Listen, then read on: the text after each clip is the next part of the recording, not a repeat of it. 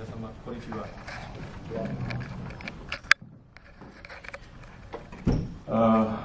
First of all, I would like to convey my sincere gratitude for the invitation. So thank you very much for Graduate School of Disaster Resilience and Governance, for Murasaki Sensei, Bamba Sensei, Sakamoto Sensei, and all colleagues. In this afternoon, I would like to present and share our experience in Banda Aceh with the topic Building and Sustaining Disaster Knowledge, a post-2004 Tsunami initiative of Universitas Syiah Kuala, Banda Aceh, Indonesia. I would like to introduce my agenda in this presentation. As you can see in this slide, I would like to highlight in the second agenda, which is really my focus on sharing this information and our experience, how to then learn from past disasters for future resilience. And I would like to emphasize the one that now we are facing in Banda Aceh. Some people tend to forget the history of tsunami. So then I put in red how we can then prevent what I call is disaster amnesia. And the other one is really related to our university initiative, because in our opinion, that the university located at prone disaster area really have to take a responsibility, a central role in disaster risk reduction. Well, allow me to introduce a little bit about our university. Probably not all of you aware that we are located in the northern tip of Sumatra. See, and you see that Indonesia as well is very large, a large country.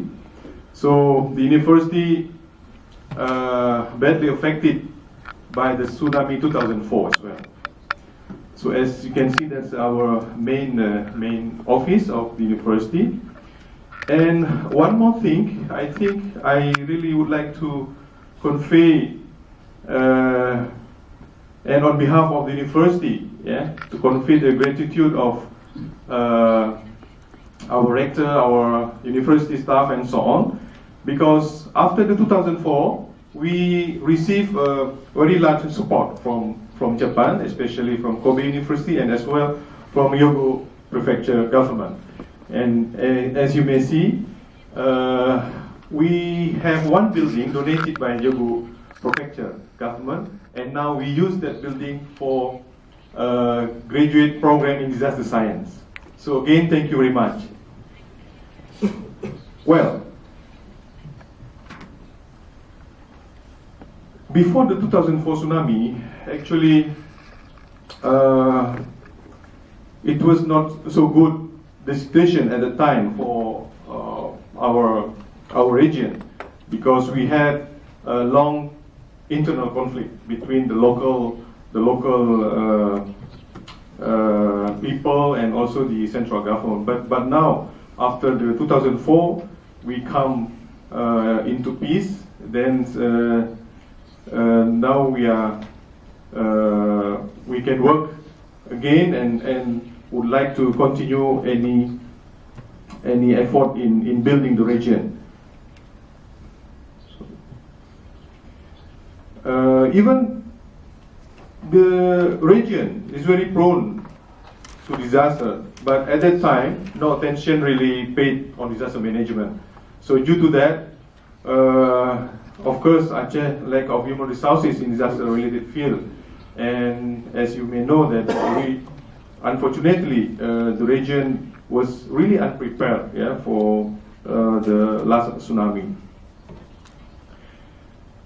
Then, so related to the topic of the symposium, so I would like also to inform the audience that Aceh actually has been struck by tsunami several times, not only 2004. But unfortunately, this fact are known after the 2004 tsunami. But before that, most of the people were unaware of this fact. Okay? I will show you some scientific evidence that contain the tsunami evidence, tsunami deposit, and also in this slide you may see the narration of the last tsunami have been found also in ancient manuscript in Aceh. Even we have a local word, Ibna, at the time. So Ibna actually the word that represent a big wave, tidal wave, and so on.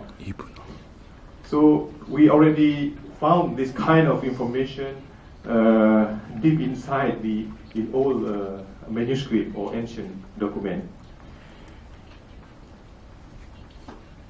And not only in document, actually, based on our study, we found also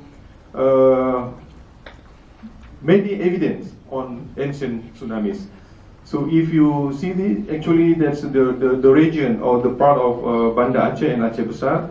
There are several sites located close to the coastal area contain the evidence of ancient tsunami. Let's see 2 or 3 places. So this one is really close to our office in Banda Aceh. We call it, the name of the region is Ujung Pancu. We found traces of old kingdom, which is now located in the sea, but previously it was not in the sea. So we found old tomb of 15th century and ceramic. This ceramic is coming from China in 12th century, and also ancient well. So that's in one region, and in the other part as well. We found some sand, tsunami sand deposit in Lamre, and this one another site located in a cave. We call it Tsunami Cave, approximately 30 kilometers from Banda Aceh. So in this cave, we sent layers of tsunami sediments, which were coming from tsunami from 1,000 years ago. So this means that really tsunami or the phenomena like tsunami is not a new thing for us in Aceh. It's already there since 1,000 years ago. But unfortunately, we were aware of that. We are aware of this just after the 2004 tsunami. So that's the all let's say, fact. But let's then coming to the more modern era. Tsunami as well in Indonesia actually is not a new thing. Let's say from the news in the national newspaper, we found some coverage on tsunami events. Let's say this one is in 1969. We had one in eastern part of Indonesia in Halmahera. But at that time, they call it still in Bahasa is air pasang or tidal waves, not tsunami yet. And also in 1 month after that.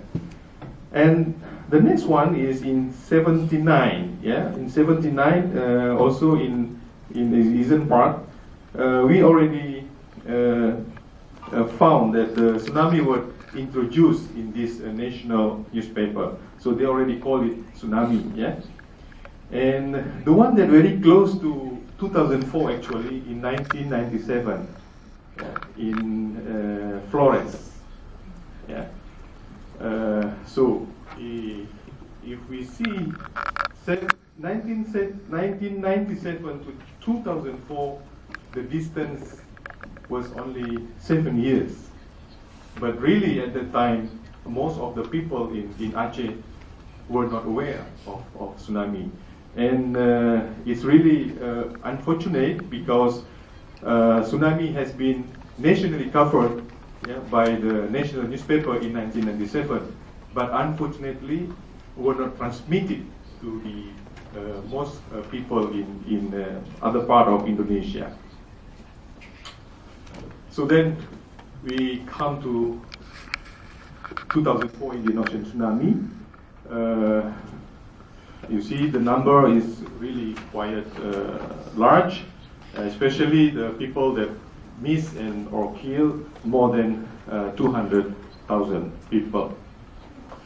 But based on the previous information and also our study after the 2004, so the large number of casualties and losses, we can say that it was attributable to the lack of disaster knowledge or information. This is really a lesson that then our university and local government want to, to avoid this kind of this kind of problem. Yeah. Well, then on the other side of Banda Aceh, so if you see the right part, that's the part of the island of Sumatra, which covers the Aceh province, and also a small island on the red blocks, it's called a Simelu Island, is also part of the Aceh province. Well, in that island, people really connected to the last event in 1907, large earthquake and tsunami. And the most interesting thing is this knowledge, this knowledge from 1907 still transmitted to the younger generation. So that's why in 2004, most people in that island, they could evacuate safely. The island with the population around 20-something thousand people. So at that time, only 7 here. On the other hand, on the main island of Aceh, we lost more than 200,000 people. So really, small knowledge matters. Knowledge that saves life. So I think this fact make us think that we should really do something to provide or to pass the previous knowledge on disasters to the future generation. So then, based on this thinking, as I mentioned before, that the university located at the prone area should really do something to prevent this kind of disaster amnesia, because we are living with lasting hazards. I will show you later how is the nature of earthquake hazard and tsunami in Indonesia as a whole.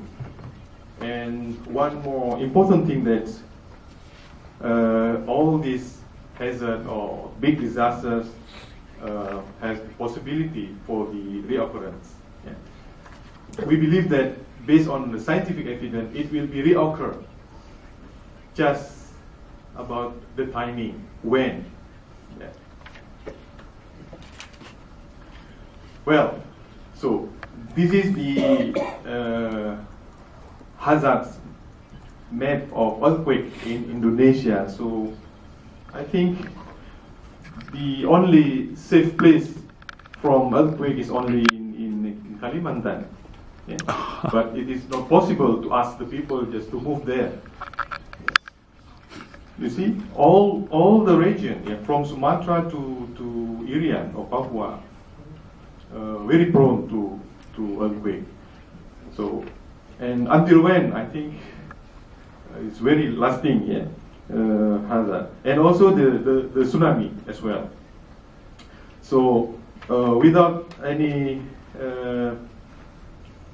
thinking for future, yeah, for future disasters based on the previous one, I think we will face again the pity that we already got from the 2004 Indian Ocean tsunami.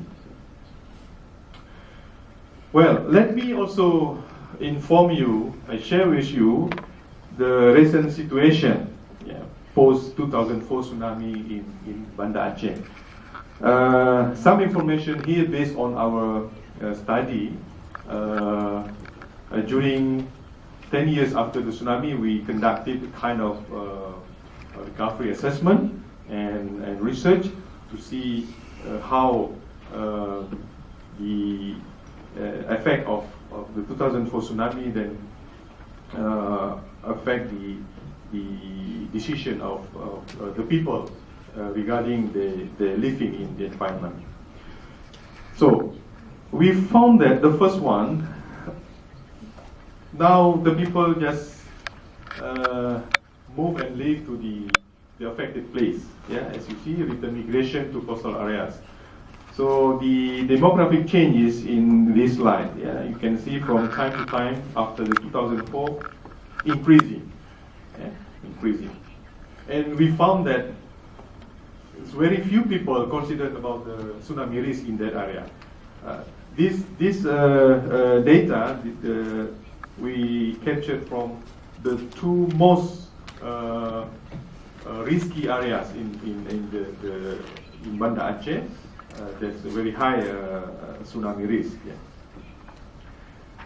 And when we ask about the reason why they choose their living environment, mostly related to the economy, yeah, to the convenience, to other places. Very few that consider about the tsunami risk. Okay. Then some people also forget about the tsunami history, particularly those younger generation that was born after the 2004. Now they are around 15 or 16 years old, and sure they are not connected with the event, the tsunami event.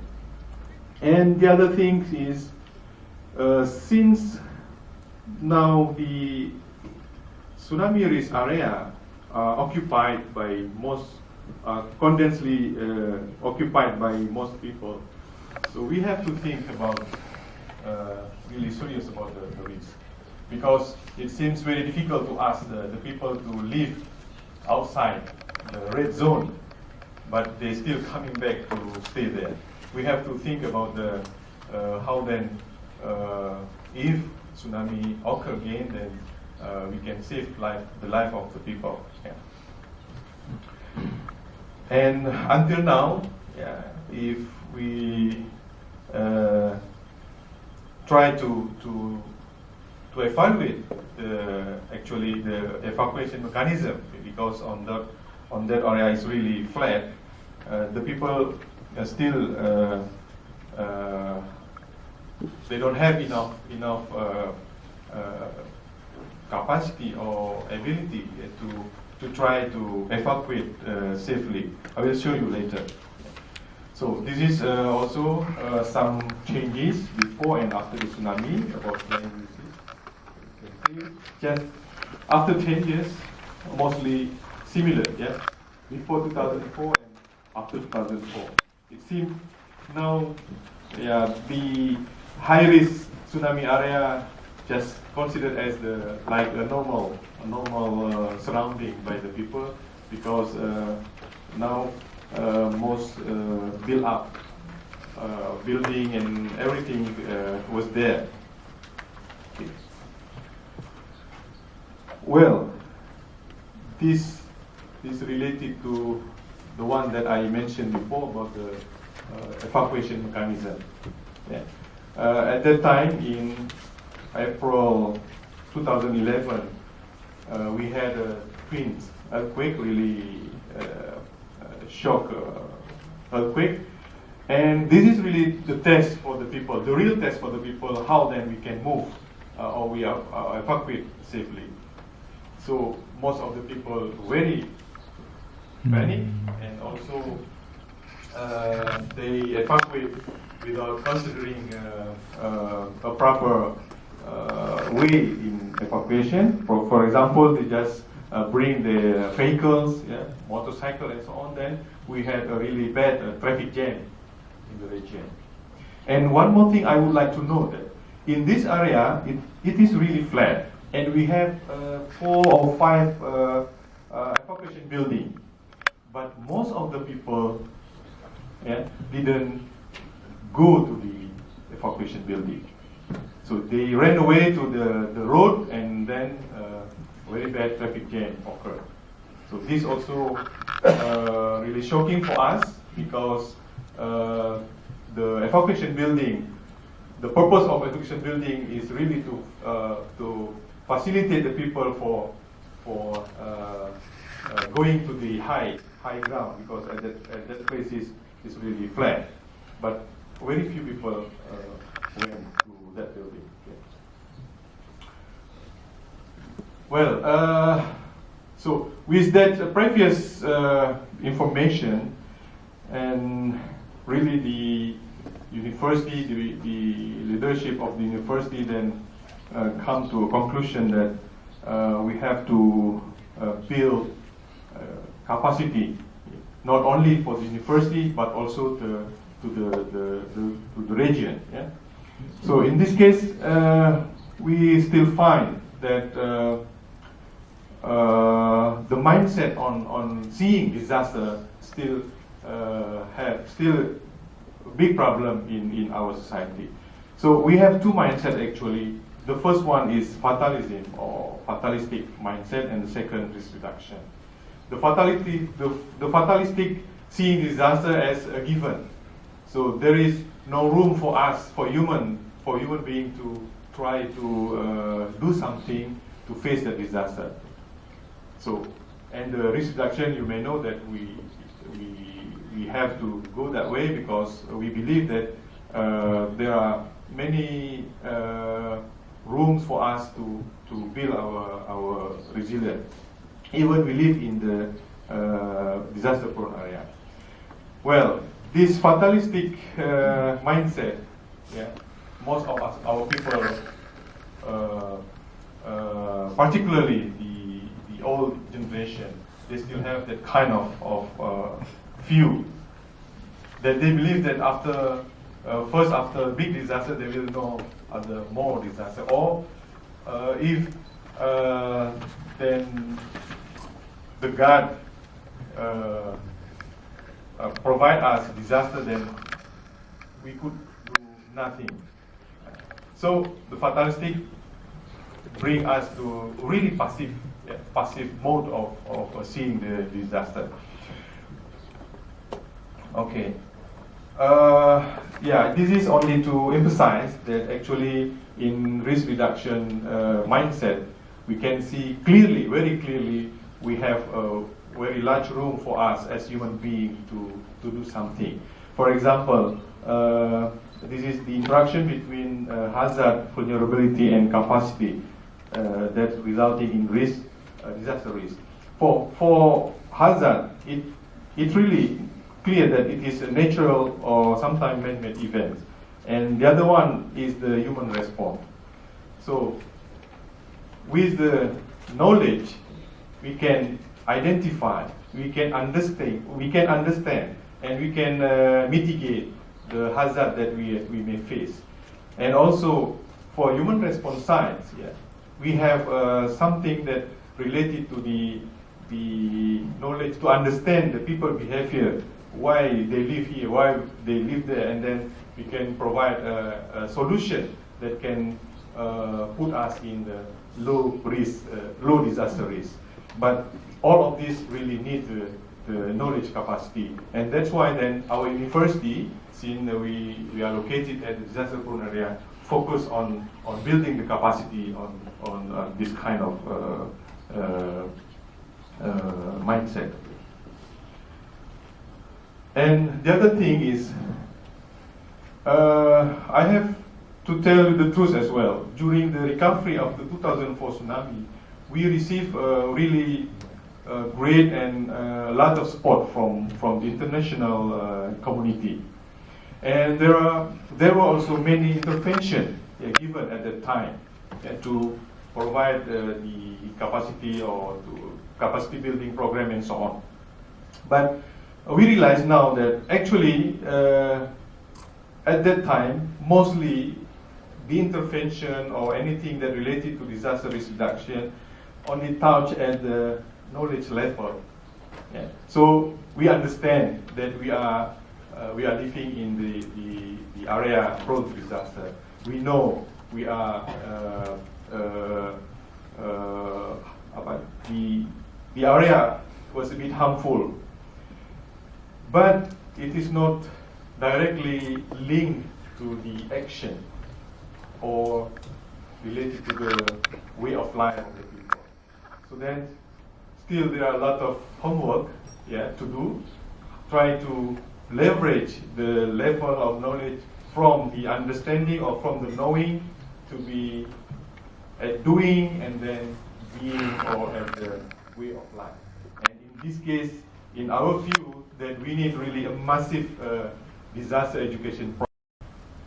Okay, this kind of slide I used to try to inform the people that really the event or phenomena or hazard really depend on our response to it.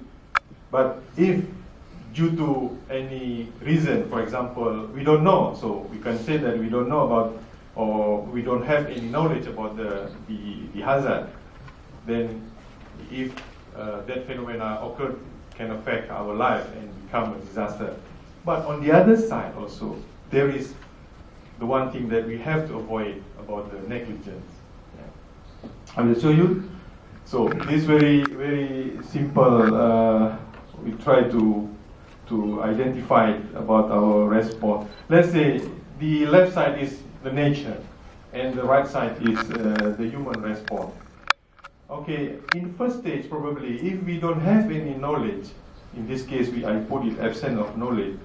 So if the phenomena or the natural event occur, probably we will be affected by disaster.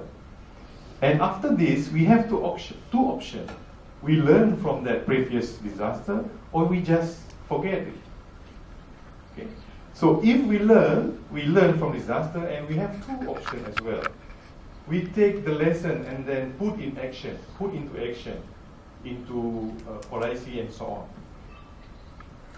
And if then occur again, so there is a high possibility we can reduce loss or save life. But without any appropriate or proper action, even we have learned from the previous disaster, then it will mean nothing. On the other hand, if we had a disaster loss but we don't learn anything from that, of course then we will face great loss again in the future, and that we have to avoid. So as you see, there is a direct link between knowledge, learning, and put all the lesson into action to reduce the future loss in the same disaster or probably other disasters. Okay, this is then we try to identify our challenge in Aceh, probably the same with Indonesia in the broad sense. We still need massive mindset changing of the people. Yeah, not only ordinary people, but also at the government level. Yeah, we have to change our mindset from a bit,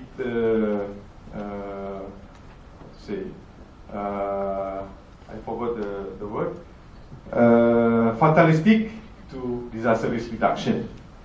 And then we need really to leverage the level of knowledge, not only knowing, from knowing to doing, and also to being or become a way of life. Yeah. I think in this case we have to learn much from Japan experience. Yeah. On the way to build the awareness of the people from one generation to the next generation. Yeah, what I call here is intergenerational transmission of disaster knowledge. And the next one is capacity in science and technology to understand the mechanism, the characteristics of hazard that we are faced in our prone area. And in this case, we need the knowledge capacity. Okay. So, based on that, then our university really focus on building capacity since 2004 until now. So, and the most important thing also, we work closely with the local government to help them in producing any research-based policies. Okay, I think I skipped this slide. This is showing from time to time our effort at the university, and mostly now we are focusing on building scientific capacity and academic capacity related to the local hazard, local characteristics hazard. And it's a great opportunity for us to be here and to have some collaboration with Japanese University as well. And this one, next year, we hope then we can have new facilities for advanced laboratories, and also about the innovative learning on disasters. And then we could engage more in academic activities. Well, on the other side, we try also to promote our perspective to the national level. And now we are working together with Tadulaku University in Palu, that just recently affected by tsunami, and also by Mataram University in Lombok, to try to have a consortium in strengthening the universities located at disaster-prone area. Well, and on the other part, we work also with our college in Timor-Leste, try to share our experience just after 2004 to be shared with the Timor-Leste partners, because we want to share also how the role of university in our region, and then can be applied to their condition in Timor-Leste, because we share very similar characteristics between Timor-Leste and Indonesia. Well, I think I come to the last slide as a conclusion. So, as I mentioned before, that we need systematic disaster education in order to change or to shift the mindset from fatalistic to disaster risk reduction. And past disasters really have to be learned to prevent disaster amnesia in current generation. And also local capacity at the disaster-prone area should be built in order to have disaster-resilient communities. This is the end of my presentation. Thank you very much for your kind attention.